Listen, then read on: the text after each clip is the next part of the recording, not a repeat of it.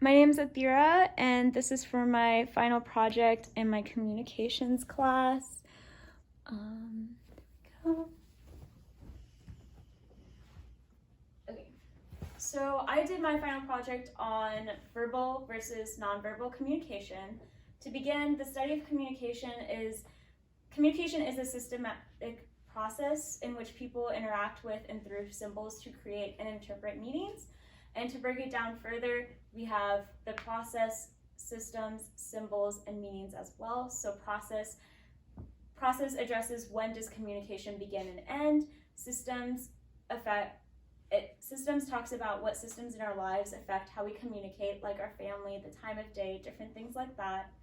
Symbols is how do we use actions to symbolize what we mean. So a ring or a hug would mean I love you and I care about you.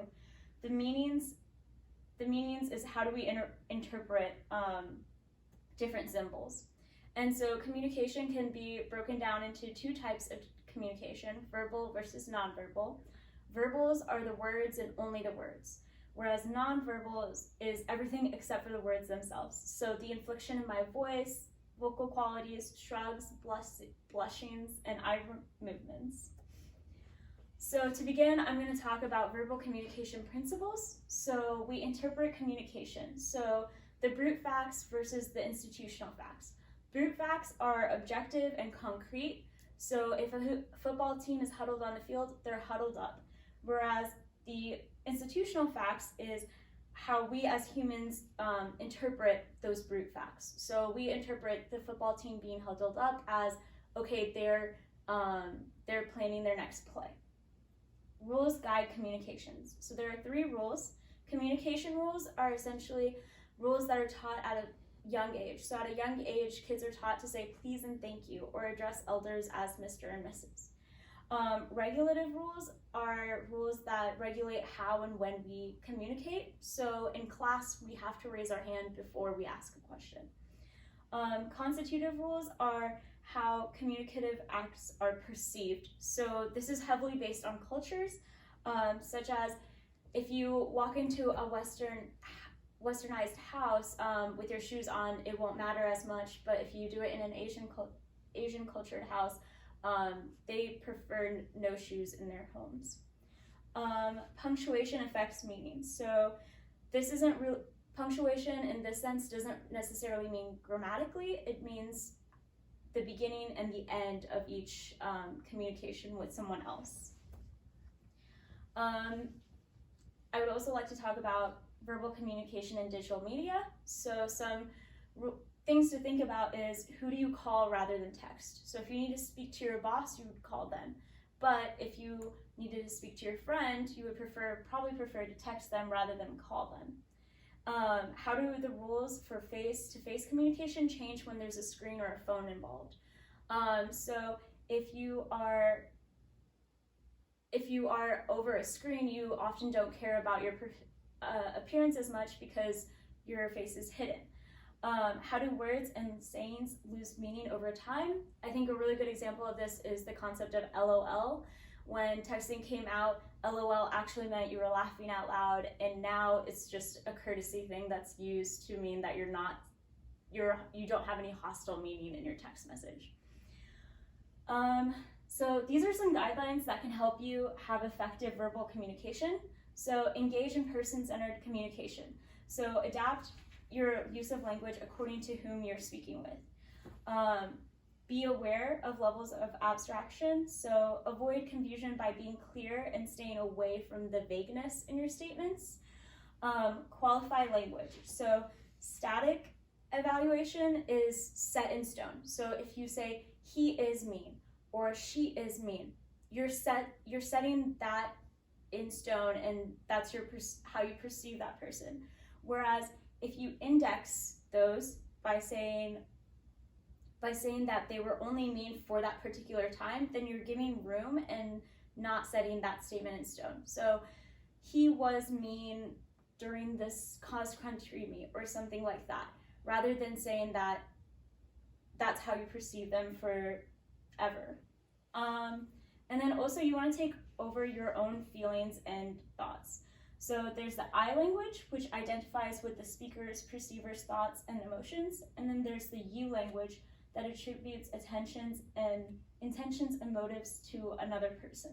So by saying like we are responsible for our own feelings, we can change our language to the I language rather than the you language. Okay, moving on. Nonverbal communication principles. So nonverbal communication is ambiguous. So the meanings tend to change over time. So with the World Wars, the two fingers separate meant victory, but now it means peace. Nonverbal behaviors interact with verbal communication. So this happens in 5 different ways, and I actually found these on the Help Guide, which is a mental health wellness awareness website. So the 5 different ways include repeating, conflicting, complementing, substituting, and accenting/moderating. Nonverbal communication regulates interactions. So basically the beginning and the end of presentations. We knew this was starting because I stood up and I said like, okay, thank you for coming.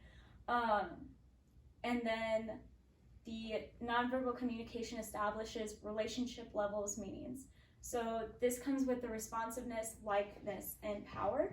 So responsiveness is just your body language. If you're making eye contact with someone, it shows that you're interested in what they're saying. Liking would be a touch on the shoulder.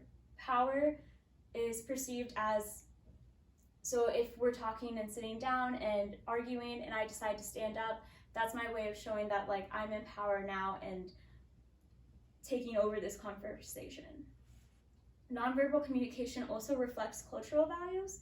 So like I said before, with the Arab culture versus the Western culture, the Western culture often likes their personal space, whereas in the Arab culture, it's okay to talk face to face and closer together.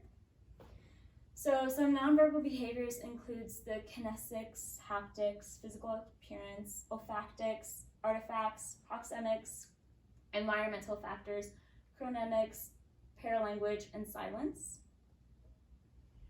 Nonverbal communication in digital media. So according to the book,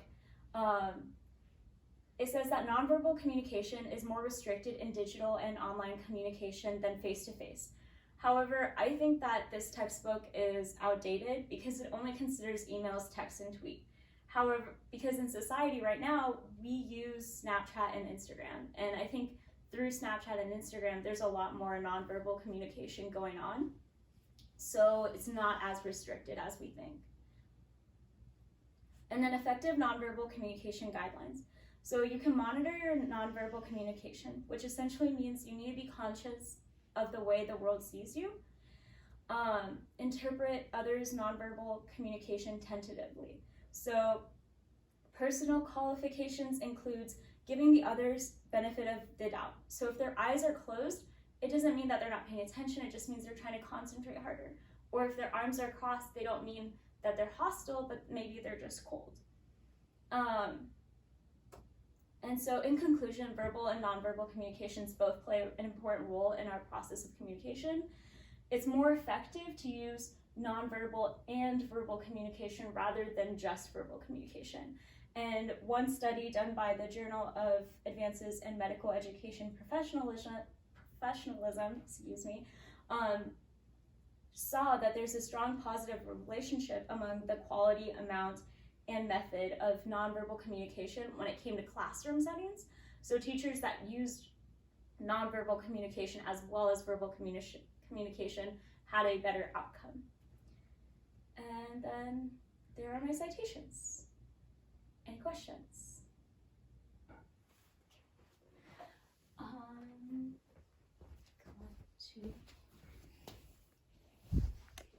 Just pan over.